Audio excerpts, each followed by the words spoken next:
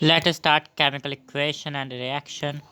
Chemical equation and reaction इसे हम detail में करेंगे। मैंने कोई नोट्स नहीं लिए हैं, नोट्स बनाते हुए चलेंगे, साथ ही साथ में मैं लिखवाते चलूँगा, आप लिखते चलेंगे। इस वीडियो को 2x पर लगा लीजिए, लिखते लिखते टाइम लगता है। ठीक है, ठीक है, ठीक है, ठीक है। तो समझ में आ गया, वरना आपको नोट बनाने की ज़रूरत है नहीं, मैं नोट्स बना रहा हूँ, आप वही लेके चलते रहिए और बस थ्योरी को समझते रहिए, बस यही है। अरे रिमूव क्यों नहीं हो रही है, सॉरी। ठीक है, स्टार्ट करते हैं। एहे, chemical chemical equation and reaction. सबसे पहले हम इसमें जो पढ़ने वाले हैं केमिकल इक्वेशन एंड रिएक्शन में, वो हम पढ़ेंगे चेंजेस के बारे में। किसके बारे में? चेंज क्या होते हैं। आप कहोगे चेंज, हाँ जी, कोई भी चीज़ का बदलना हम चेंज बोलते हैं। ठीक है, कोई भी चीज़ चेंज हो जाना कि वो चेंज हो गई है, उसका बिहेवियर चेंज हो गया है, जब तक मुझसे मिलने नहीं आ रही है, उसको कुछ हो गया है वगैरह वगैरह, जो भी हो उसे हम बोलते हैं change. Change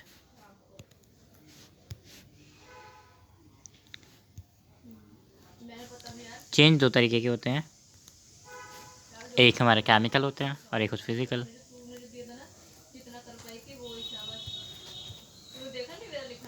chemical, physical.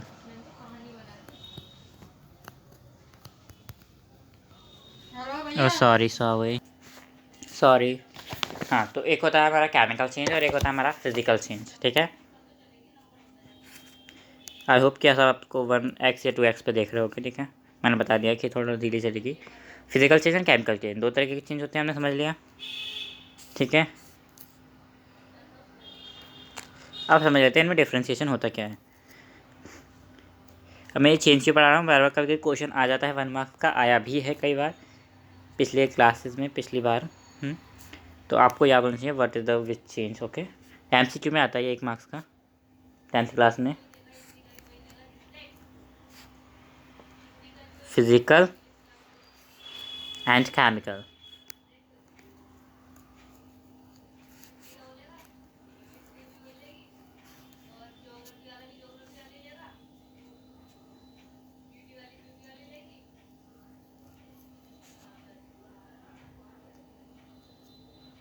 Chemical change, ठीक है।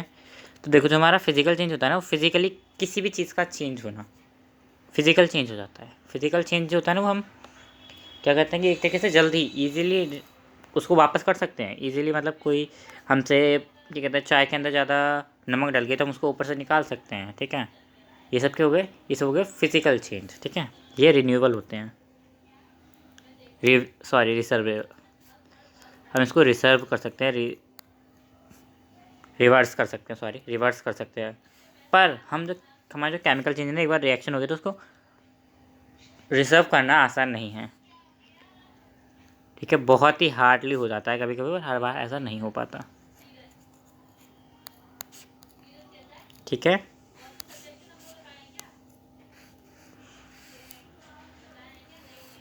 इसमें जो होता है ना, हमारा न्यू प्रोडक्ट बनता है। हमारे में न्यू प्रोडक्ट नहीं बनता किसके अंदर,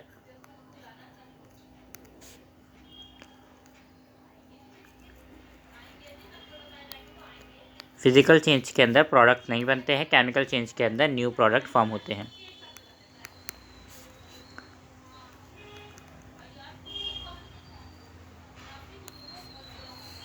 ठीक है, और एक और चीज़, हमारे फिजिकल चेंज में कोई भी एनर्जी प्रोड्यूस नहीं होती। फिजिकल चेंज में not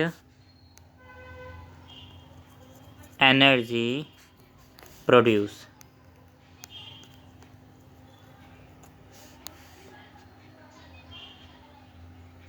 produced, but in a chemical change energy produce, heat के फॉर्म में निकले, चाहे वो इलेक्ट्रिसिटी की फॉर्म में निकले, लाइट की फॉर्म में निकले, यहाँ तक कि साउंड की फॉर्म में भी निकले, पर एनर्जी प्रोड्यूस होती है।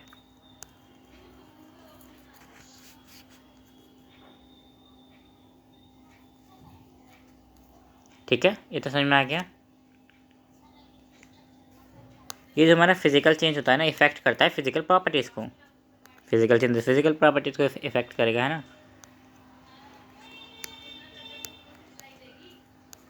Effect physical properties.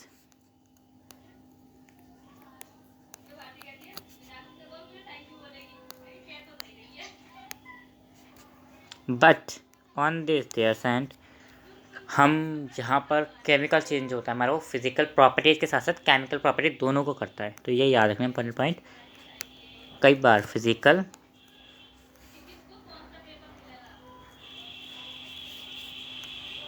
And chemical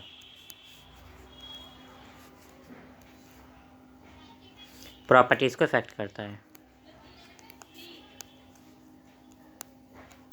properties effect.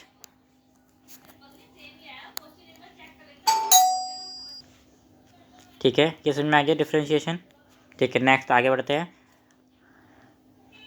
आगे हम समझेंगे केमिकल रिएक्शन क्या होता है। ठीक है, चैप्टर का नाम ही केमिकल रिएक्शन है, तो होता क्या है वो।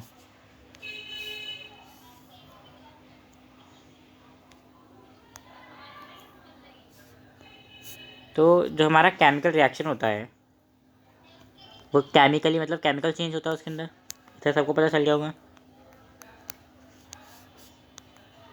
तो वैसे तो इसकी 2-3 डेफिनेशन बन जाती है, पर आपको बोर्ड एग्जाम में थोड़ी अच्छी सी लॉन्गर डेफिनेशन लिख के आनी होगी अगर आई तो। वैसे डेफिनेशन मुझे नहीं लगता बोर्ड एग्जाम में आती है, आज तक मैंने कोई देखी नहीं। मतलब ओम्स लॉ वगैरह से लॉ वगैरह आ जाते हैं कि वाट इज रिफ्लेक्शन, इस टाइप के आते हैं, बस छोटी छोटी डेफिनेशन आती नहीं है। फिर भी एक बार देख लेते हैं डेफिनेशन को। एक प्रोसेस होता है,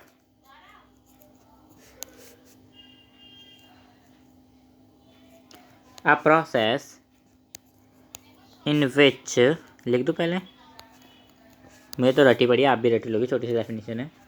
विच वन और मोर सब्सटेंस रिएक्ट, या एलिमेंट रिएक्ट, सब्सटेंस भी करते हैं एलिमेंट भी करते हैं। Substance react and formed a new substance, formed a new substance.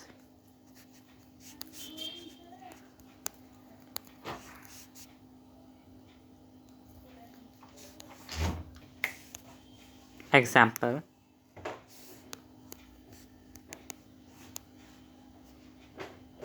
Example ले लेते हैं, वाटर का ही ले लेते हैं। या फिर तुम्हारा बहुत प्यारा एग्ज़ाम्पल आ गया मुझे याद। 2 mg जब मैग्नीशियम रिएक्ट करेगा ऑक्सीजन के साथ, O2 के साथ, तो वो क्या फॉर्म करेगा, मैग्नीशियम ऑक्साइड। मैग्नीशियम ऑक्साइड, ठीक है। 2 सब्सटेंस मिले, रिएक्ट करा और फॉर्म करा एक न्यू सब्सटेंस, ठीक है।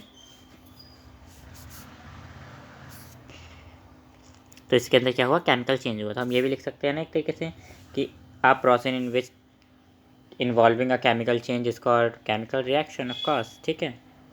आता है केमिकल इक्वेशन के ऊपर।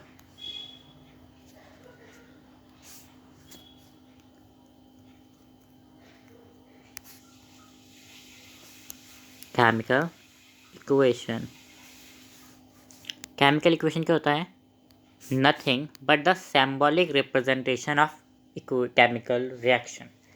जो हमने केमिकल रिएक्शन करा उसको ऐसे लिखेंगे कि हाँ भाई सल्फर ऑक्साइड रिएक्ट विद, इतने में तो रिएक्शन ख़त्म हो जाएगा। तो हमने क्या कहा, हमने शॉर्ट फॉर्म्स ले ली, ठीक है। वह लिख दूँ, शॉर्ट फॉर्म में लिख देता हूँ ना, इतना लंबे के लिखना। Symbolic representation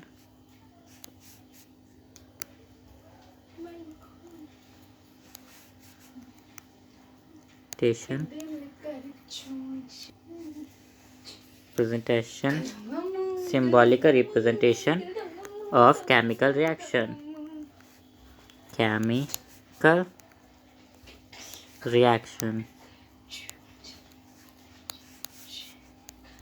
is called chemical equation. ये तो समझ में आ गया क्या होती है, कैसे होती है, ये मैं आपको यहीं पर बता देता हूँ। वही एग्जांपल लेता है, एग्जांपल तो यही होगा केमिकली, लाइक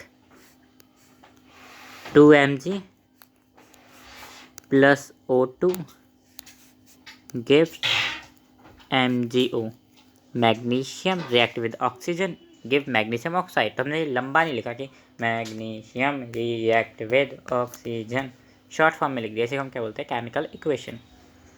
समझ में आया? थोड़ा घुसा, थोड़ा थोड़ा थोड़ा थोड़ा घुसा, थोड़ा थोड़ा घुस गया, ठीक है। अब इधर समझते हैं, इधर समझते हैं। मैं लेता हूँ ये जिंक प्लस सल्फर, सल्फ्यूरिक ले लेते हैं, सल्फ्यूरिक एसिड, ठीक है। सल्फ्यूरिक एसिड ले लिया हमने, जिंक का रिएक्शन करा दिया सल्फ्यूरिक एसिड से, तो क्या बना। हमेशा इक्वेशन में इस साइड एरो होता है, उस साइड एरो नहीं होता। इस साइड एरो नहीं लगाते हैं, इस हमेशा इस साइड लगाते हैं। जिंक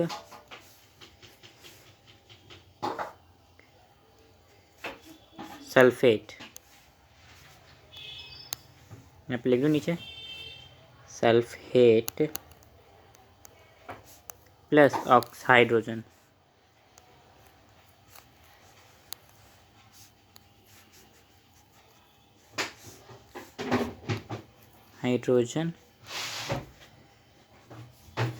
ठीक है, सॉरी लिख गया, अब लिख गया जैसे लिखे, समझ में आया ना बस।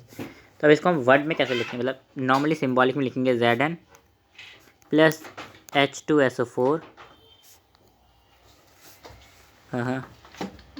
H2SO4। तो अब रिएक्शन होगा तो हमारा ZnSO के पास चला जाएगा, तो ZnSO4 H2 plus H2 hydrogen gas release हो जाएगी, ठीक है। तो ये क्या ऊपर वाली हो गई हमारी word problem, word equation, sorry. ऊपर वाली हमारी क्या हो गई, it is a word equation, it is a, लिख दें यहाँ पर word equation, word equation. But in the other side ये क्या हो गया हमारी, ये हो गया हमारी केमिकल इक्वेशन, या फिर बोलते हैं सिंबॉलिक रिप्रेजेंटेशन ऑफ केमिकल, ठीक है। अब एक और बात समझते हैं इधर से, कि जो हमारी इधर साइड होते हैं इसे हम बोलते हैं रिएक्टेंट, रिएक्टेंट जिनको हम शॉर्ट फॉर्म में बोलते हैं LHS, लेफ्ट हैंड साइड, ठीक है। और जो हमारे इधर जो बनता है इसे हम बोलते हैं प्रोडक्ट, इधर बोलते हैं हम प्रोडक्ट, जिसको हम बोलते हैं right hand side, RHS, left hand side, right hand side, ठीक है। समझ में आ गया? तो ये जो अभी हमने सीखा ये सब क्या था, way of representation of chemical equation. हम वर्ड की इक्वेशन में भी लिख सकते हैं, बस सिंबॉलिक रिप्रेजेंटेशन भी कर सकते हैं। इतना समझ में आ गया? Okay, next topic will be balancing chemical equation.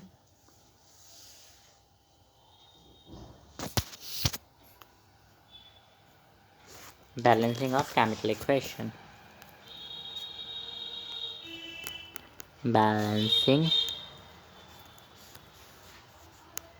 equation, ठीक है। तो इसे कैसे करते हैं, एक अलजेब्रा मेथड तो है नहीं, हिट एंड ट्राई मेथड है, वही मैं बताऊंगा। बहुत इजी सिंपल वे है, आसान होता है, हिट एंड ट्राई मेथड, ठीक है। नाम भी उसका यही है, हिट एंड ट्राई मेथड। लिख दूँ मेथड का नाम, हिट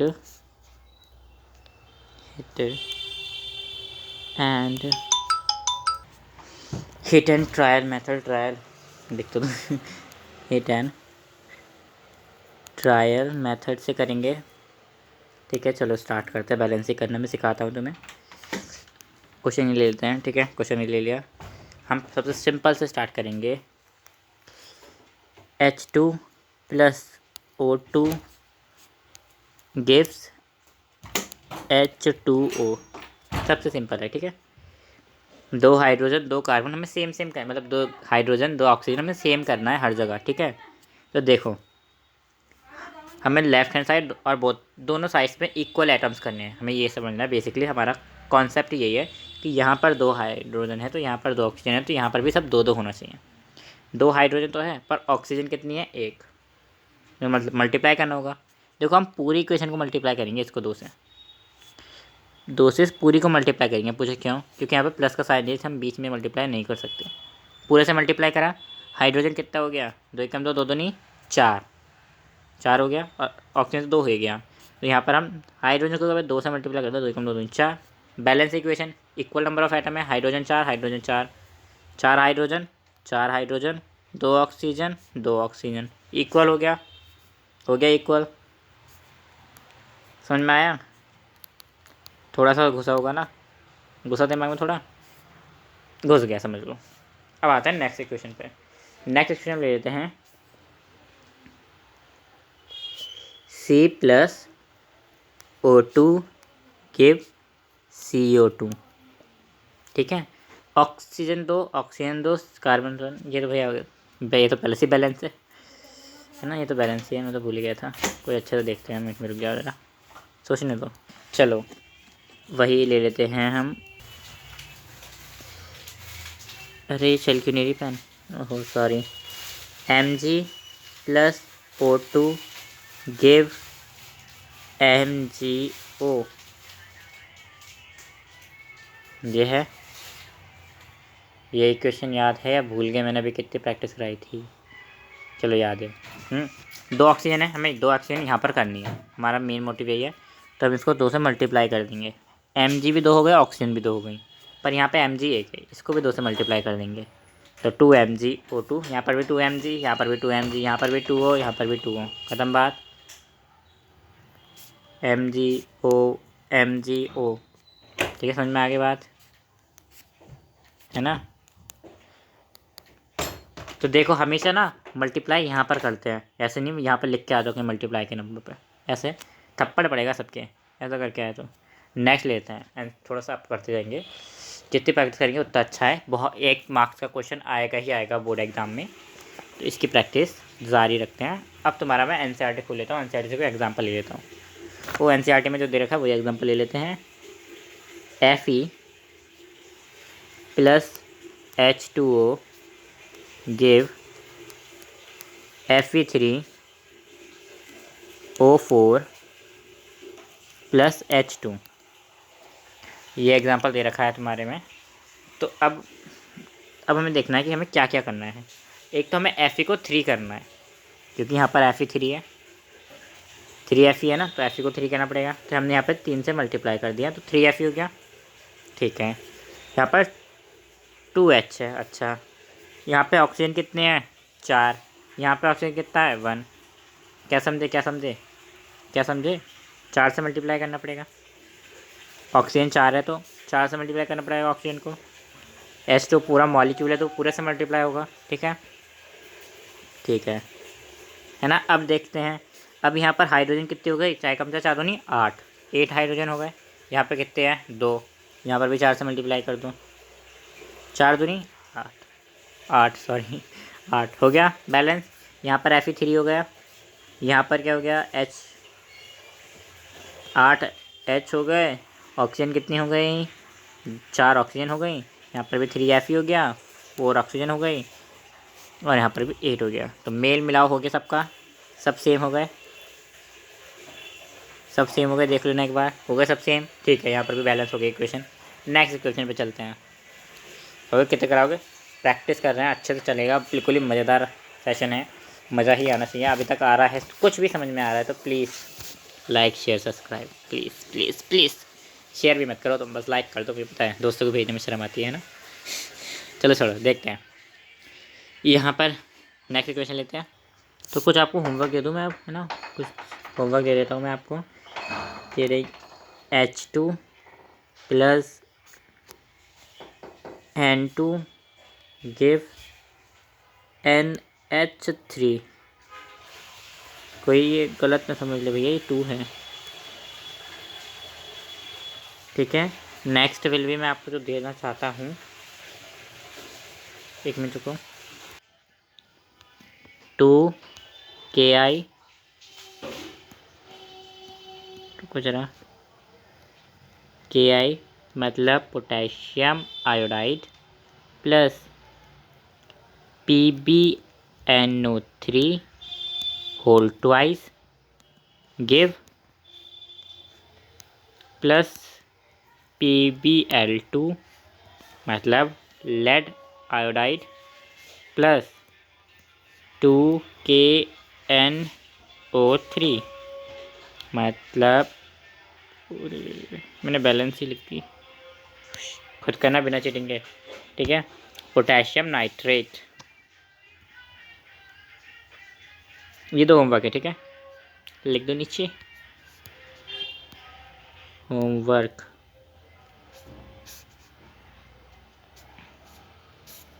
ठीक है, नेक्स्ट पे आ जाते हैं, नेक्स्ट टॉपिक पे कि भाई कैसे पता चलेगा केमिकल रिएक्शन हुआ है।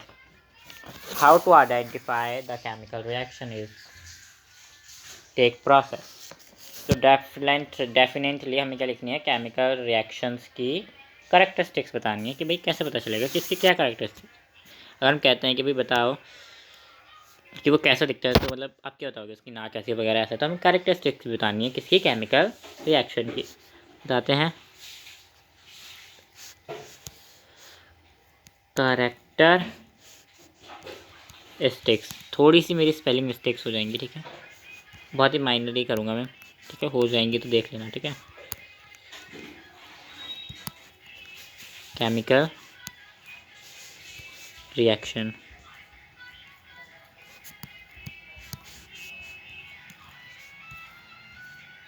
ठीक है, केमिकल रिएक्शन के बाद माइनर थी, चलो देख लेते हैं। पहले क्या है, पहले है चेंज इन स्टेट। जब भी कोई केमिकल रिएक्शन होता है तो उसकी स्टेट चेंज कर देता है, जिस स्टेट में वो है। हमने मैटर की 5 स्टेट्स पढ़ी थी, पर इसमें 3 के बारे में बात करते हैं, ठीक है। क्लास 9 में पढ़ी थी, क्या क्या थी, animal gas, solid, liquid and gas, of course ये थी नहीं थी। तो ले तो H2 प्लस O2 गिव्स, रुको ज़रा,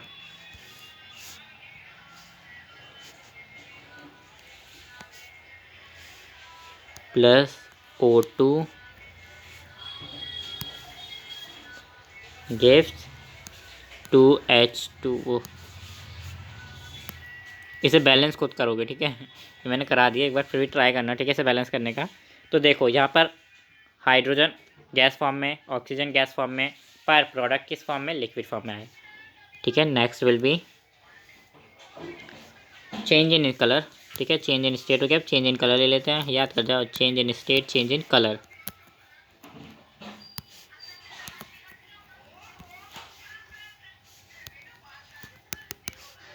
ठीक है।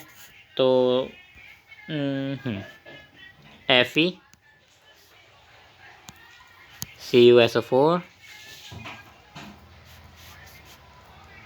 जो कि किस कलर में होता है, जो कि होता है ब्लू कलर में, ठीक है, जो कि हमारे किस कलर में होता है, शॉर्टकट लिख देता हूँ BLUE। आप हो गए रेड कलर में ब्लू लिख दिया ठीक है, चलो कोई नहीं, ब्लू, ठीक है। फिर हमारा क्या बनता है, Fe डिस्प्लेस, मतलब डिस्प्लेसमेंट हो जाता है हमारा, displacement reaction, FeSO4 plus Cu, जो कि किस में निकलते हैं, ब्लू ग्रीन कलर में, किसमें, ग्रीन में, ग्रीन, ठीक है। आवाज़ आ रही है किसी की, हाँ तो रही होगी ना यार, बीच बीच में बोल पड़ते हैं सारे, पढ़ाई भी नहीं, ठीक है। चेंज इन कलर पढ़ लिया, चेंज इन स्टेट कर पढ़ लिया, अब change in temperature, change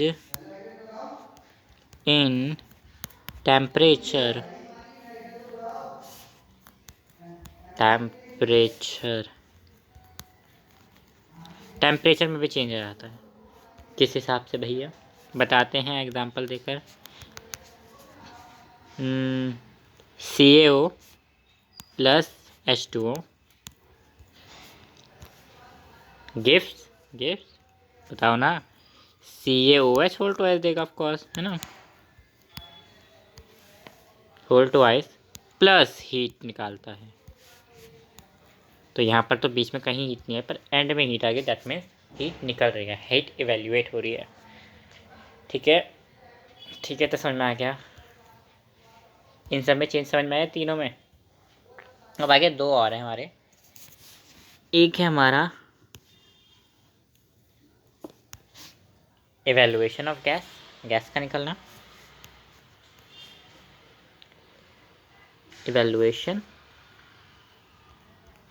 I think सही है मेरी स्पेलिंग।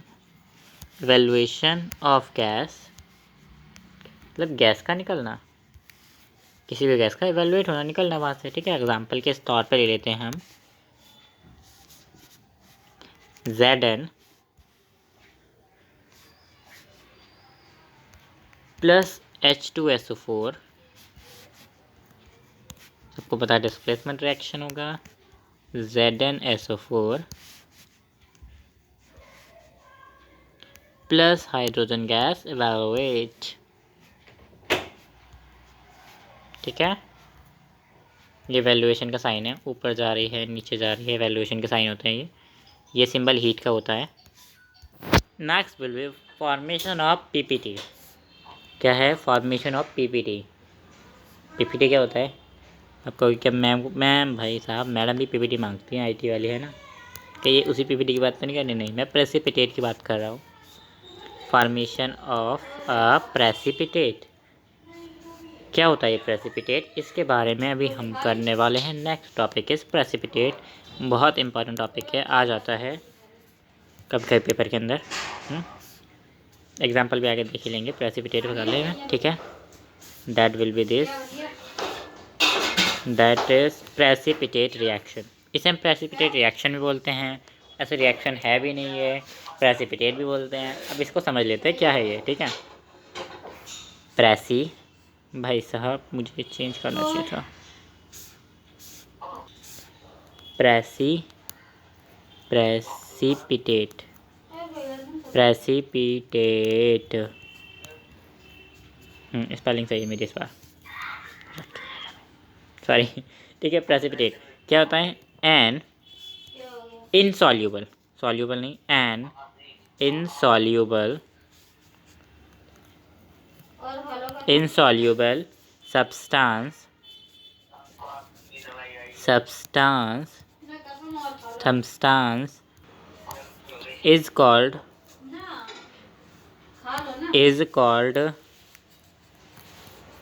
PPT।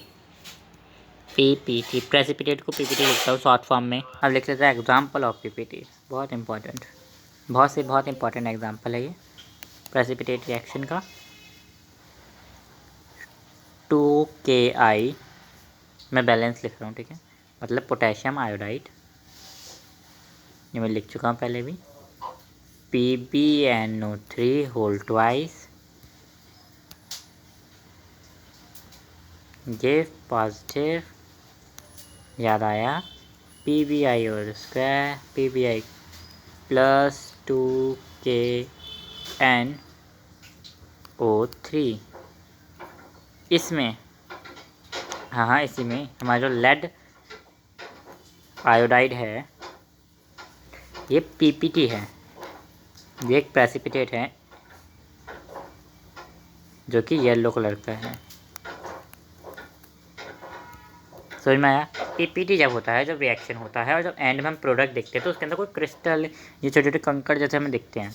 जब हमने इनको मिलाया तब ये लिक्विड थे या गैस थे, पर जैसे ये होते हैं एक सॉलिड मिलता है इनके अंदर से, उस सॉलिड को हम बोलते हैं प्रेसिपिटेट।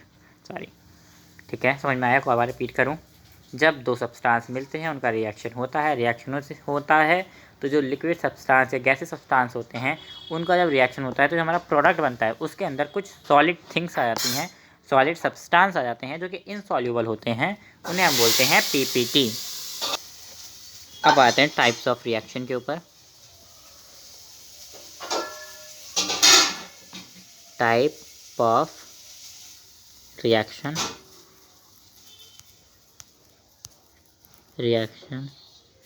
टाइप ऑफ रिएक्शन कौन कौन से हैं ये समझ लेते हैं। ठीक है, पहला रिएक्शन है हमारा कॉम्बिनेशन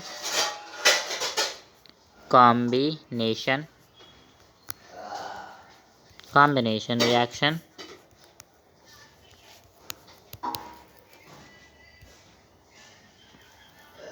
कॉम्बिनेशन रिएक्शन की डेफिनेशन क्या होती है? जब दो और मोर सब्सटेंस, व्हेन टू और मोर सब्सटेंस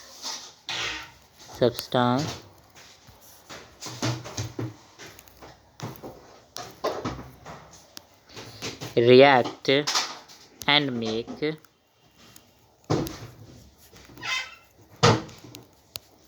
a product या a single product,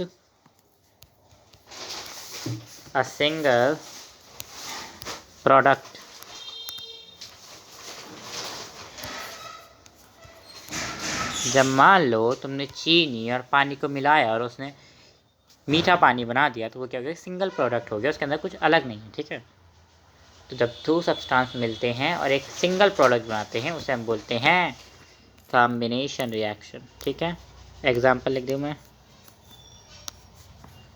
एग्जांपल तो बहुत ही सारे हैं, like C+O2 CO2, H2+O2 gives H2O।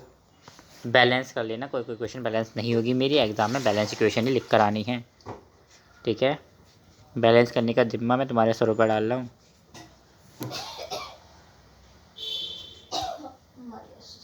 ठीक है, then second reaction is decomposition reaction. अभी छौंका लगा तो पता तो चल गया होगा। Sorry. Decomposition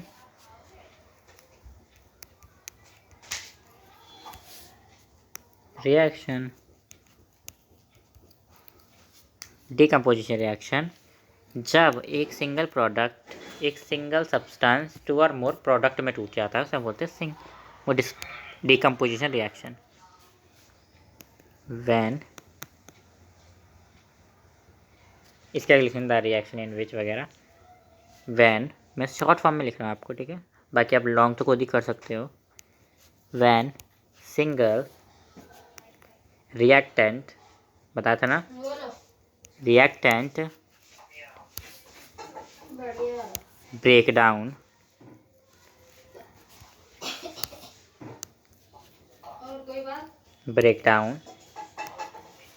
to form, from लिख लो, टू फॉर्म टू और मोर प्रोडक्ट। जब एक सिंगल सब्सटेंस दो और तीन प्रोडक्ट में टूट जाता है तो सब क्या बोलते हैं? वो डीकम्पोजिशन रिएक्शन।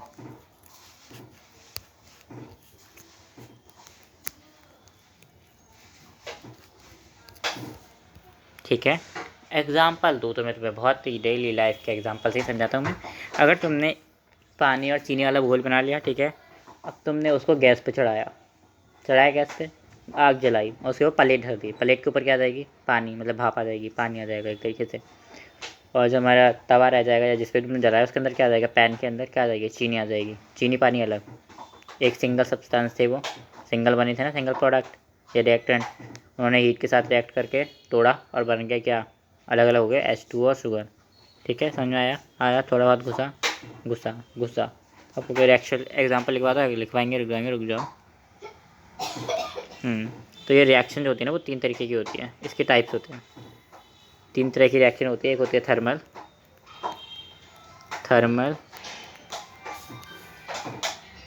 इलेक्ट्रोलाइटिक, या फोटो बोल लो, पहले इलेक्ट्रोलाइटिक लिख लेते हैं। Electrolytic,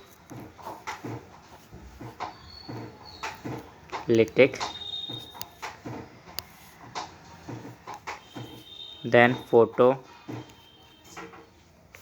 electrolytic and then photo decomposition.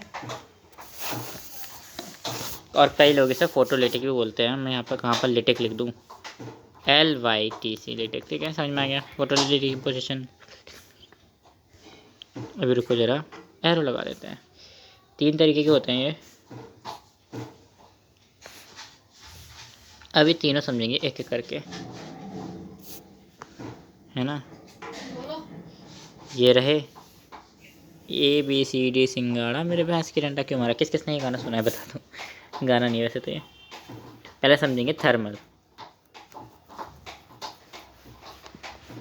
ठीक है, थर्मल से स्टार्ट करेंगे बिकॉज ऐसे ही पहले थर्मल का नाम लिए तो ले लिया, उसमें क्या है। अभी हर चीज़ का कोई रीज़न थोड़ी होता है। ठीक है, थर्मल डिकम्पोजिशन होता है जब भी कोई रिएक्शन या फिर डिकम्पोजिशन कैरी किया जाता है, carry out, carried out, out by heating. जब भी आग के थ्रू किसी एक सिंगल रिएक्टेंट को दो या दो से ज़्यादा प्रोडक्ट में तोड़ा जाता है, उसे हम क्या बोलते हैं, थर्मल डिकम्पोजिशन। ठीक है, एग्जाम्पल लिख लेते हैं। एग्जाम्पल क्या थे, एग्जाम्पल क्या थे, सोचो सोचो। FeSO4 for a sulphate. देखो ये होता है हीट का सिंबल जो मैंने इस पर बनाया है। ठीक है, टूट जाएगा Fe2O3 प्लस SO2 और SO3। ठीक है, नेक्स्ट एग्जांपल विल बी, क्या दूँ, CaCO3। जब से भी हीट लगी तो बन गया CO प्लस CO2 में टूट गया, दो में टूट गया थी ना। अब आता है थर्ड वाले पर, वो सेकंड वाले पर। सेकंड में आई थिंक इलेक्ट्रोलिटिक कहा था, जो भी कहा लिख लो ना, इलेक्ट्रोलिटिक। अब ये मैंने यहाँ पे लिखा कैरी आउट बाय हीटिंग। ठीक है, मैं इसके लिए अगर नया वर्ड यूज़ करूँ तो मैं मीन्स क्या कहोगे आप कि what the are you doing. तो देखो हम कैरी आउट भी लिख सकते हैं, हम ये भी लिख सकते हैं done, done by the, done by the, done by the, done by electricity लिख देते हैं। डन बाय द लिख दो, डन बाय इलेक्ट्रिसिटी लिख दो, बात तो एक ही है। Electricity, done by electricity, it is called electrolytic decomposition. ठीक है, अब एग्जाम्पल लिख लेते हैं, इसे थोड़ा छोटा करूँ यार। ठीक है, एग्जाम्पल लिख लेते हैं, एक ही एग्जाम्पल है जहाँ तक मुझे याद आ रहा है। 2H2O gave electric current. हमने इसको इलेक्ट्रिक करंट दिया तो हो गया 2H2 प्लस O2। ठीक है, अब नेक्स्ट कर लेते हैं जो कि हमारा फोटोलिटिक है। बहुत थक गया हूँ, 40 मिनट की क्लास हो गई है, कोई नहीं करके रहेंगे। फोटोलिटिक,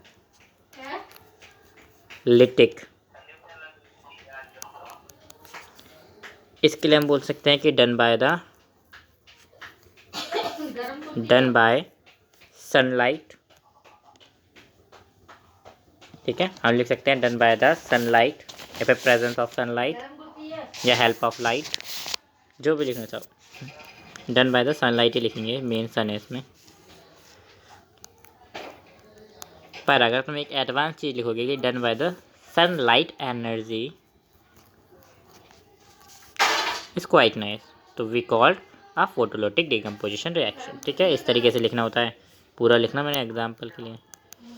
देखो थर्मल क्या था, जब कोई भी रिएक्शन हुआ उसमें हीट ने एक प्रोडक्ट, एक रिएक्टेंट को कुछ प्रोडक्ट में तोड़ दिया। किसने, हीट, आग ने, गरमाई ने। ठीक है, इलेक्ट्रोलिटिक क्या होगा, जब बिजली उस प्रोडक्ट को तोड़ेगी। हमने पानी में बिजली चलाई, हाइड्रोजन अलग ऑक्सीजन अलग। ठीक है, अब फोटोलिटिक क्या होता है बताओ।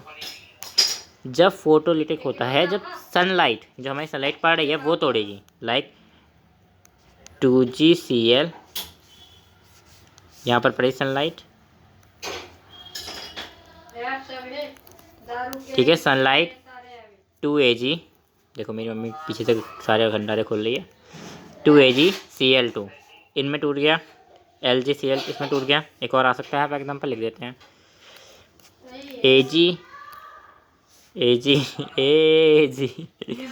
AgBr, जब इन्हें भी सनलाइट मिली, लिख लेना सनलाइट, ठीक है, 2Ag प्लस Br में टूट गए। ठीक है, तो समझ में आया डिकम्पोजिशन रिएक्शन। कॉम्बिनेशन रिएक्शन, जब दो रिएक्टेंट मिलकर एक सिंगल प्रोडक्ट बनाते हैं, दो चीज़ें मिलकर एक चीज़ बनाती हैं। डिकम्पोजिशन, जब एक चीज़ टूट के दो चीज़ें बनाती हैं, दो या तीन चीज़ें बनाती हैं, ठीक है। इसके अंदर भी आता है, अगर वो हीट के थ्रू करा गया तो थर्मल, इलेक्ट्रिसिटी के थ्रू करा गया तो इलेक्ट्रिसिटी, इलेक्ट्रोलिटिक, और सनलाइट के थ्रू करा गया तो फोटोलिटिक, ठीक है। ठीक है, क्या तुम्हें इनके वो पता है फॉर्म, कॉमन फॉर्म्स भी भूल जाते हैं इनके, क्योंकि कॉमन फॉर्म्स में इसके थ्रू लिखता हूँ, ठीक है। अब लिखता हूँ, देखो, A+B gives AB, sorry AB नहीं, C देगा ना, कुछ नया प्रोडक्ट बनाता है।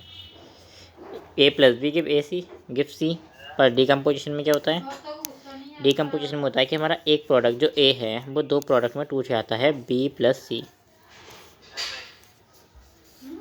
ठीक है। ये कॉमनली ऐसे बताने के लिए यूज़ करे जाते हैं रिप्रेजेंटेशन। बताओगे कि भाई ये बताया ही नहीं हमें, ये तुम इतनी लंबी ग्लास भी खींच ली और बताया भी नहीं कुछ, शर्म नहीं आई तुमको, ये बोलोगे ना।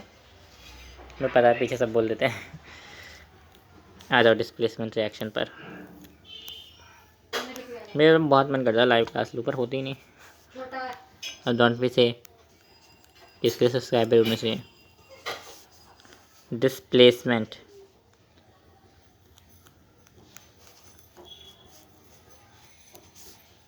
डिस्प्लेसमेंट रिएक्शन,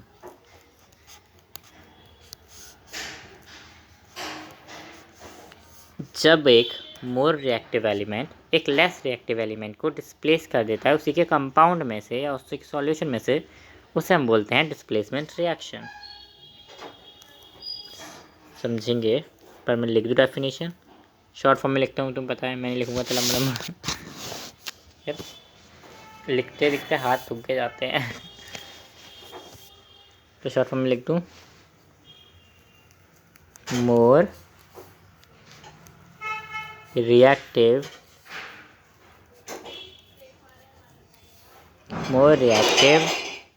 displaced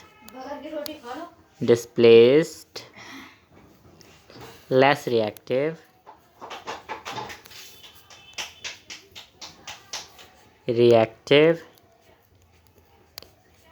एलिमेंट, ठीक है। इसमें कंपाउंड नहीं बदलते, इसका मैं अगर वो लिखना चाहो नॉर्मली कॉन्क्लूजन वगैरह टाइप जो मैंने अभी लिखा था पीछे, AB BC BC DC AB IG वगैरह वगैरह वगैरह, तो मतलब कि A+B, वो ऐसे नहीं, ग्रीन से लिखूँगा ना, AB + CD और वो +C डिस्प्लेस हो जाता है AC + B को अकेला कर देता है। तीसरे के आने से दो जिंदगियाँ उजड़ जाती हैं, समझ में आया। एक तीसरे के आने से दो जिंदगियाँ उजड़ जाती हैं। केमिस्ट्री तुम्हारे जज्बात के साथ खेल जाती है।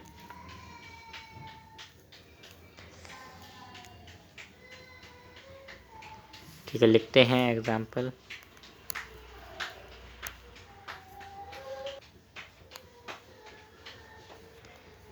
Fe + CuSO4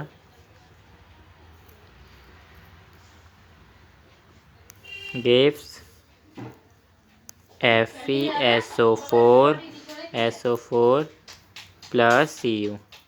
देखो पहले Cu SO के साथ था, SO4 के साथ, पर SO4 को जैसे Fe मिला वो FeSO4 हो गया और Cu को अकेला छोड़ दिया, बेचारा Cu, है ना। अब आते हैं डबल डिस्प्लेसमेंट रिएक्शन पर। डबल डिस्प्लेसमेंट रिएक्शन के अंदर कोई छोटे छोटे रिएक्शन भी आ जाते हैं, पर मैं करवाऊँ ना करवाऊँ ये सोच रहा हूँ। चलो छोड़ो, वो नहीं करेंगे। क्यों नहीं करेंगे आप ये पूछोगे, वो हम एसिड बेसिस एंड सॉल्ट के अंदर करेंगे कि वो उसके अंदर है, ठीक है। यहाँ पे तो बस कराने के लिए लोग करा देते हैं कि ये एक्स्ट्रा पढ़ा दें, कुछ नहीं एक्स्ट्रा पढ़ाते वो सब तुम्हारे एसिड बेसिस एंड सॉल्ट के अंदर होता है, उसी को टेप देते हैं और एसिड बेसिस एंड सॉल्ट में भी सेम चीज़ पढ़ा देते हैं। उसी में से एक है न्यूट्रलाइजेशन रिएक्शन हो गया। प्रेसिपिटेट रिएक्शन में पढ़ा ही चुका हूँ, है ना, तो ये तो तुम पढ़ लोगे। न्यूट्रलाइजेशन रिएक्शन हम पढ़ेंगे एसिड बेसिस एंड सॉल्ट में, ठीक है। होता है, क्लियर है, क्लियर है, ठीक है। तो अब इसमें क्या होता है ना, इसमें हमारा जो होता है डबल डिस्प्लेसमेंट रिएक्शन के अंदर, the reaction in which two compounds are react and exchange of ions. क्या कहते हैं, जब टू कंपाउंड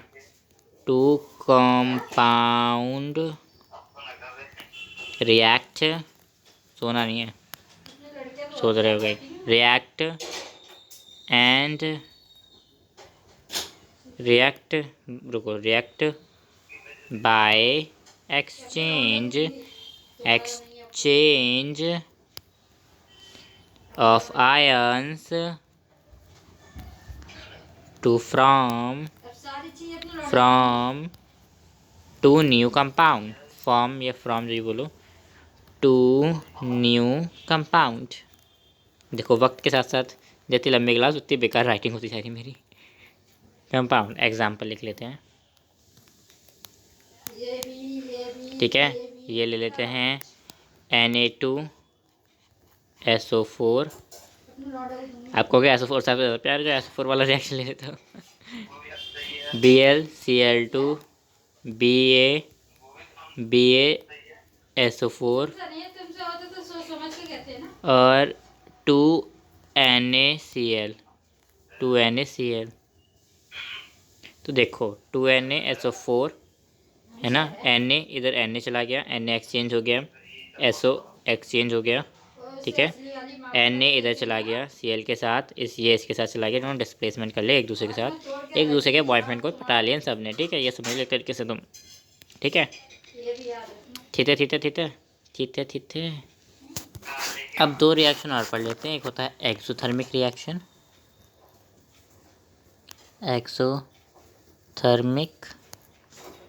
और एक होता है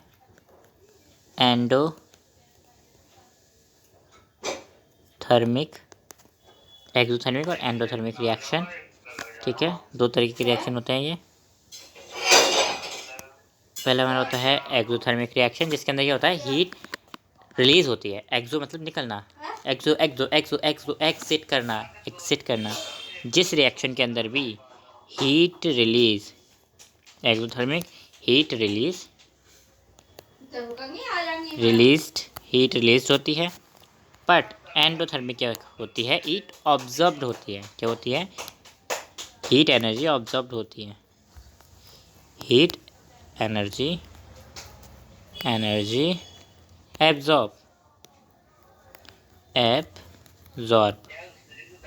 एब्जॉर्ब्ड, ठीक है। अब आते हैं इनके एग्जाम्पल के ऊपर। एग्जाम्पल इज इम्पॉर्टेंट की, ठीक है। CaO प्लस H2O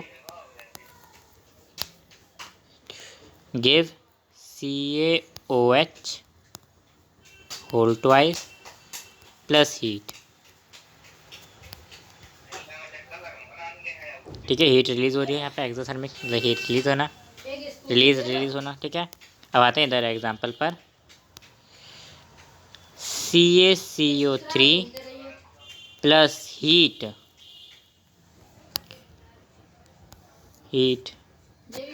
ठीक है। यहाँ पर आता है रिएक्ट करके क्या देते हैं हमें, CaO plus oxygen, heat was observe, निकली नहीं, हीट अंदर ही ऑब्जर्व हो गई, ठीक है।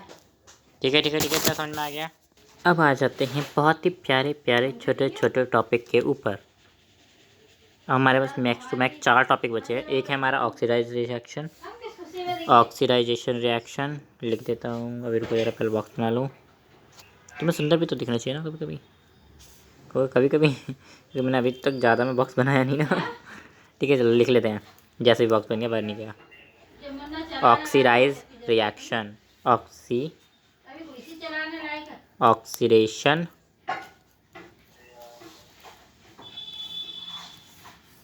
और ये होगा रिडक्शन।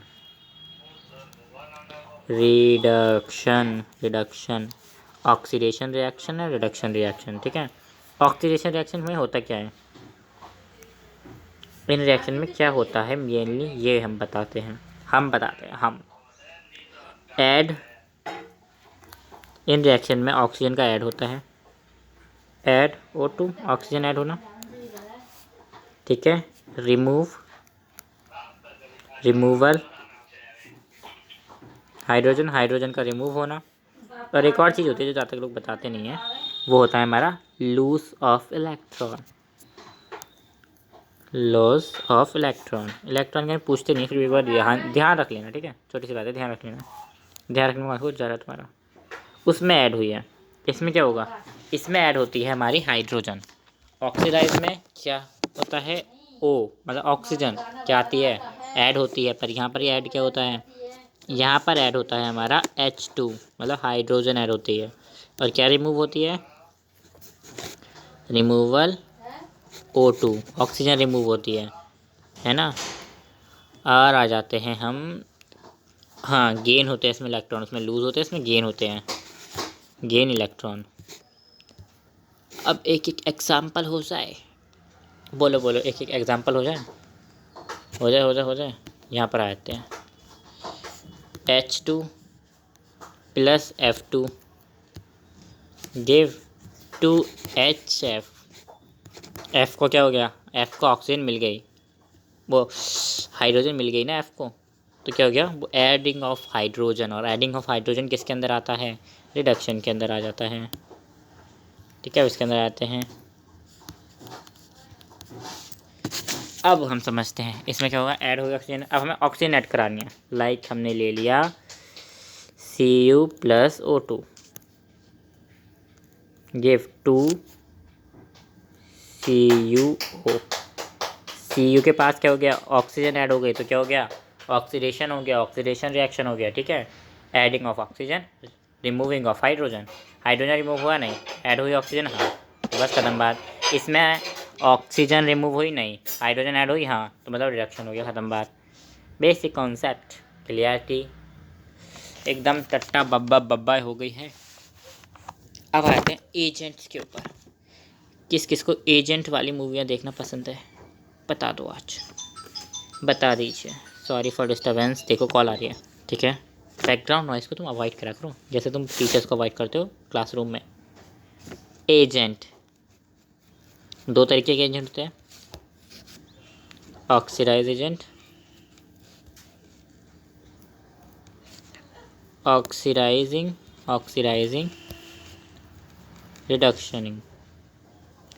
रिड्यूसिंग, ठीक है। ये दो तरीके के होते हैं, बॉक्स बना देता हूँ मैं, ऑक्सीडाइजिंग एंड रिडक्शनिंग। अब आते हैं एक एक करके इधर, देखो हमने एक सिंपल सा एक ले लिया CuO plus H2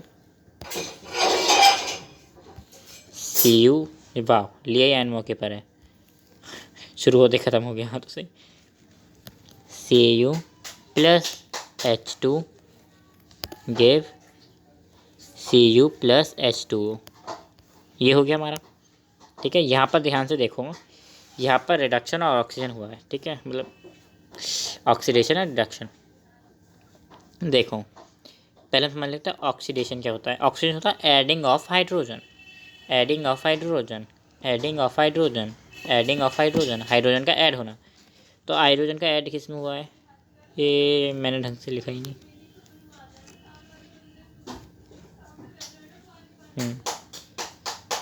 sorry for disturbance, ठीक है ना।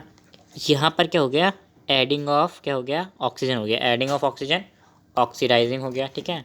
पर यहाँ से तो ऑक्सीजन निकल गई ना, यहाँ से ऑक्सीजन क्या हो गई, रिमूव हो गई, ऑक्सीजन रिमूव हो गई, यहाँ से ऑक्सीजन निकल गई, ये सिंगल बच गया, ऑक्सीजन निकल गई। तो रिमूविंग ऑफ ऑक्सीजन क्या होता है, रिमूविंग ऑफ ऑक्सीजन ऑक्सीडाइजिंग, वो रिडक्शन होता है, ठीक है। ये समझ में आ गया, ये समझ में आ गया। तो अब ये समझो what ट्रिक है इसकी, ये पूछा जाता है बोर्ड एग्जाम में 1 मार्क्स का, कि तो इसमें से ऑक्सीडाइजिंग एजेंट कौन सा है, रिडक्शन एजेंट कौन सा है। तो जो ऑक्सीडाइज हुआ है, ऑक्सीडाइज कौन हुआ है, H2 हुआ है, तो ये जो होगा ना हमारा H, वो क्या होगा, रिडक्शन एजेंट होगा। और जो रिड्यूस हुआ है, ये क्या हुआ है, इसके अंदर रिडक्शन हुआ है, इसमें रिडक्शन हुआ है, तो जिसमें रिडक्शन होगा वो क्या होगा, वो होगा ऑक्सीडाइजिंग एजेंट। समझ में आ गया?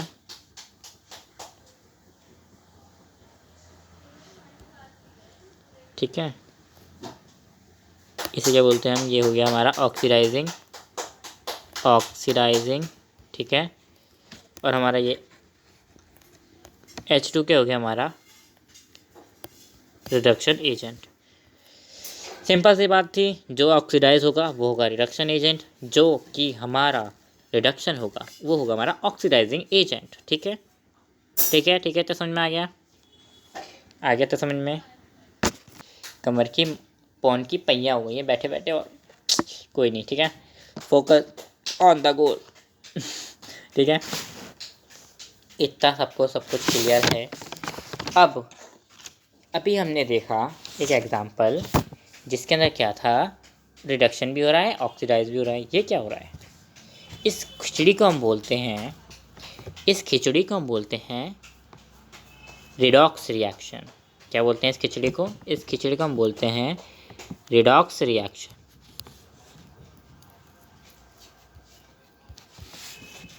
When oxidation and reduction are on same time in one reaction, जब oxidation and reduction on a equation, same equation on a same equation के अंदर होता है, तो वो क्या होता है, हमारा रिडॉक्स रिएक्शन कहलाता है। मैंने सबको वाइट से लिख के देखा, कितना दिमाग चल गया मेरा। कोई नहीं। जैसे कि मैं एग्जांपल ले लेता हूँ, ZnO प्लस CO। देखो कौन ऑक्सीडाइज हुआ है, ये ऑक्सीडाइज हुआ है, ये रिमूव हुआ है। इसने अपनी ऑक्सीजन वो खो दी है। ऑक्सीजन खोना किसके अंदर आता है, रिडॉक्स रिएक्शन के अंदर आता है। तो ये क्या हो गया, रिडक्शन हो गया। पर इसको ऑक्सीजन मिल गई, इसने ऐड कर लिया ऑक्सीजन, ये क्या हो गया, ऑक्सीडाइजेशन हो गया। शॉर्ट फॉर्म में लिख रहा हूँ, ठीक है। एंड अनदर वन, ये रिडक्ट हुआ है, इसका रिडक्शन हुआ है, तो ये क्या हो गया, ऑक्सीडाइजिंग एजेंट। इसको ऑक्सीजन मिली है, इसमें ऑक्सीडाइज हुआ है, तो ये क्या हो गया, रिडक्शन एजेंट। ठीक है, समझ में आई खिचड़ी समझ में आ रही है, नहीं आ रही है ना, बस आनी चाहिए खिचड़ी समझ में, नहीं आई तो मतलब टूट जाऊंगा बाय गॉड। ठीक है,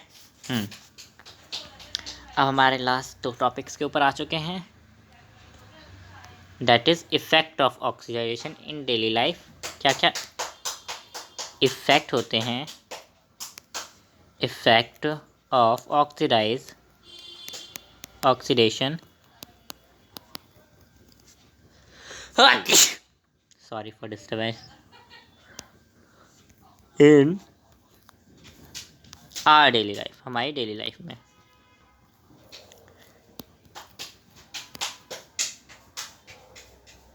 डेली लाइफ, प्लीज़ ये नोट्स ले लेना, मैंने तो मुश्किल से लिखे जा रहा हूँ, उंगली से लिख रहा हूँ, तो पता है फ़ोन पे ऐसे उंगली से लिखूँगा ना। तो अगर मेरे ऊपर दया आ रही हो तो ले लेना प्लीज़, यूज़ करना इनका, क्लास 10th में हो तो। ठीक है, तो हमारी डेली लाइफ में क्या क्या यूज़ होता है ऑक्सीडेशन का, मतलब क्या क्या इफेक्ट पड़ता है। एक तो पड़ता है corrosion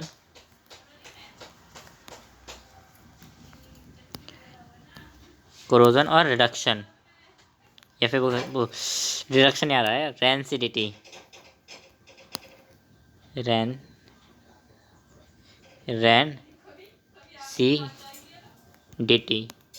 rancidity,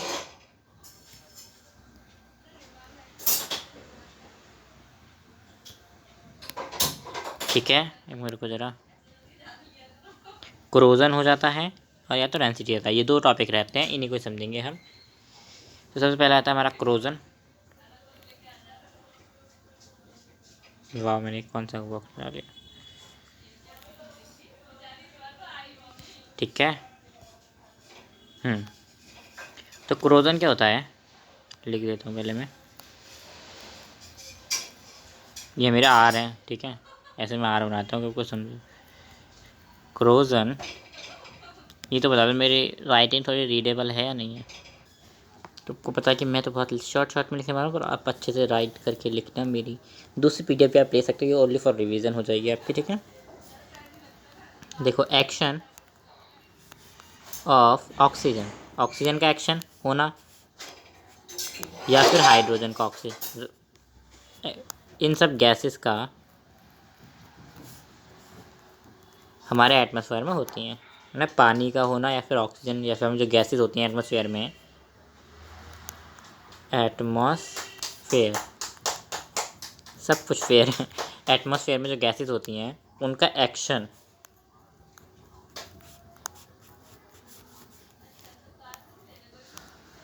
for the conversion of matter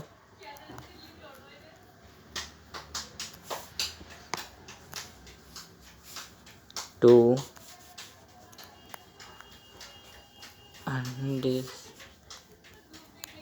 undesirable compound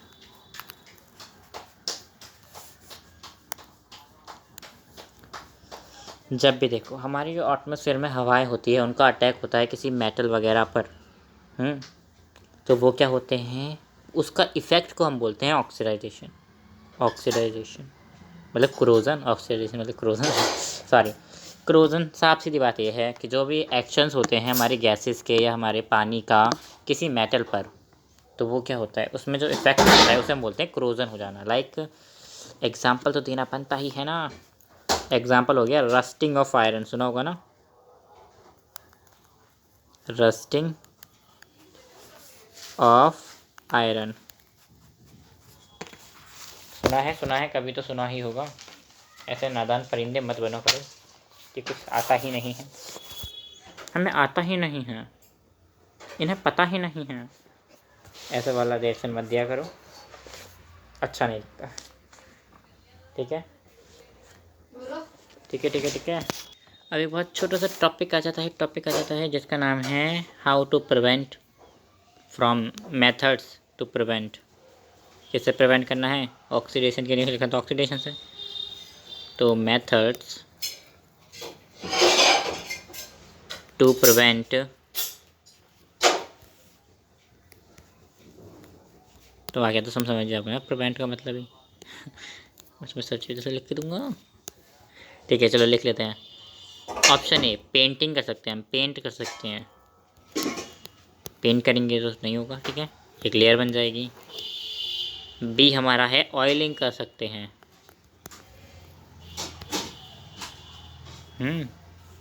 सी हम ग्रीजिंग कर सकते हैं, ग्रीजिंग कर सकते हैं, एंड एक और लिख देते हैं ABC D, ग्लैवनाइजेशन,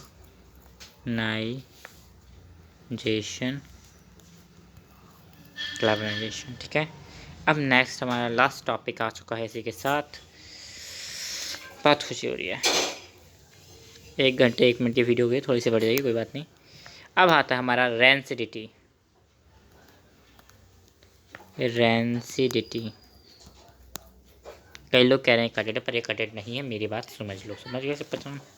तो इतने छोटे से चैप्टर में तुम क्या क्या कटेड करवाओगे, बता दो आज तुम बताइए तो बस, मैं करूँ बताना में लग गया ना, मैं पता है तो पूरा सिलेबस कटेड करवा दोगे।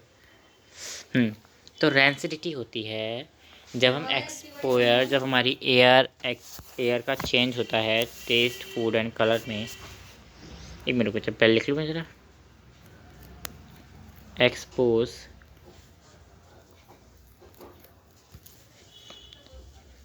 टू एयर, जो हमारी एयर होती है ना उसके अंदर बहुत सारी चीज़ें होती है, तो वो चेंज कर देती है, चेंज द टेस्ट, टेस्ट को चेंज कर देती है हमारे फूड के, टेस्ट एंड उसकी स्मेल को भी क्या कर देती है, ख़राब सी कर देती है। इसे पता चलता है कि हाँ भाई खाना घुस गया। सुना होगा मम्मी के मुँह से कभी ना कभी तो, खाना घुस गया। ऑफ फूड मटेरियल कैसे करते हैं, उसके अंदर जो होते हैं ना फैट्स ऑयल जो होते हैं उनके थ्रू करती है ख़राब सब खाने को एयर। ठीक है ठीक है ठीक है ठीक है। रेंसिडिटी, हम कोई भी सामान खुला छोड़ देते हैं। समोसे लेकर आए, समोसे रखे रह गए, जब हमने 2 घंटे के लिए रखे, बाद में देखा तो एकदम से बैरी बैरी बिल्कुल ही भारी सी स्मेल आ रही है, बिहारी सी स्मेल आ रही है। तो वो क्या हो गया, रेंसिडिटी हो गया। ठीक है, अब आ जाता है इसको प्रिवेंट कैसे करें। बताया था प्रिवेंट प्रिवेंट प्रिवेंट। ठीक है, मेथड टू प्रिवेंट, प्रिवेंटेशन लिख देता हूँ ना खाली। ठीक है, बाकी तो समझ ही जाओगे, समझदार बच्चे तुम। क्या मत कहना कुछ ज़्यादा समझदार है, बहुत समझदार बना दिया है। कुछ पढ़ा ही नहीं 9 तक, कुछ नहीं, मैंने भी ज़्यादा पढ़ा नहीं था। ठीक है, सबसे पहले हम यूज़ कर सकते हैं एयर टाइट कंटेनर। एयर ही नहीं घुसेगी, है ना, एयर से तो सब कुछ हो रहा है, एयर से तो हमारी सारी इस फसाद की जड़ है। एयर ही नहीं घुसेगी, एयर टाइट कंटेनर ले सकते हैं,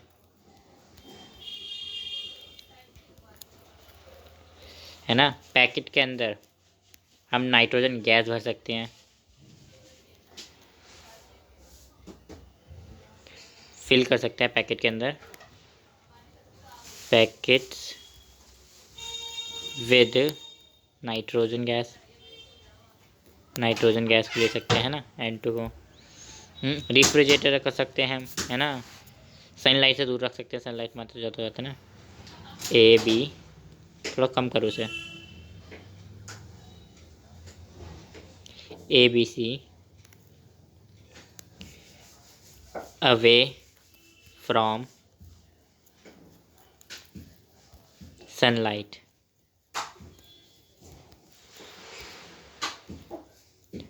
है ना।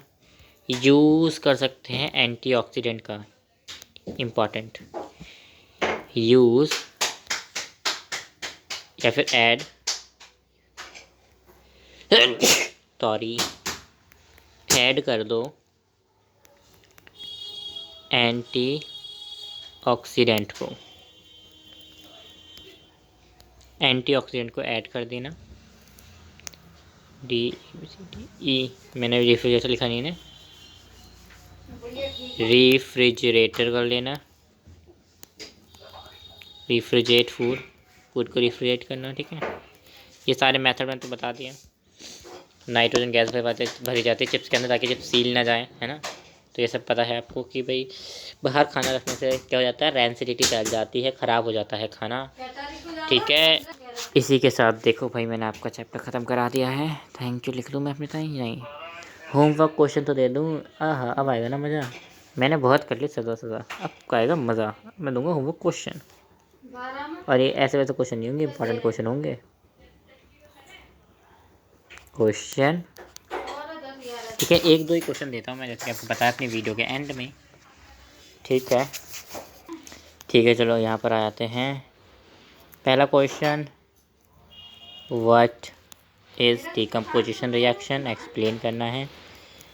डिकम्पोजिशन 2 मार्क्स का है, 3 मार्क्स का है, किस वो ज़रूर लिख के आना टाइप्स। ठीक है, 1 मार्क्स का है तो मत लिख के आना। ठीक है, नेक्स्ट विल बी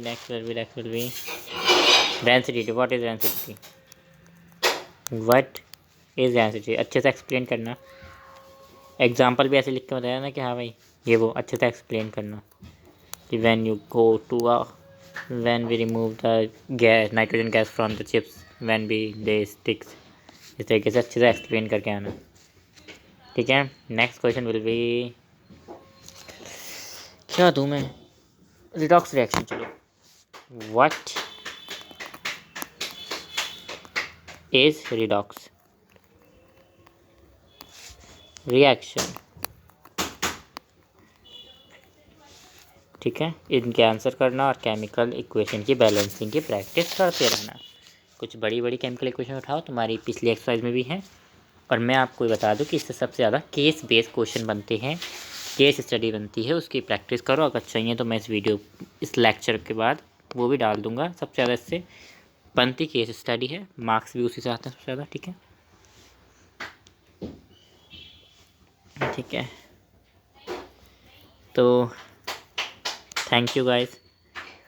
इनके नोट्स को नीचे से डिस्क्रिप्शन से डाउनलोड ज़रूर कर लेना, डिस्क्रिप्शन में तो नहीं मिल पाएंगे यार। ठीक है, चलो इसी के साथ में till then take care bye bye, अपना ख्याल रखना सब। आई होप सब मज़े में होगे। अगले लेक्चर कौन सा बता देना। ये एक चैप्टर मैंने आपका कंप्लीट करा दिया है। नोट्स प्लीज़ टेलीग्राम या व्हाट्सएप से डाउनलोड कर लेना। Thank you for watching, till then take care bye bye.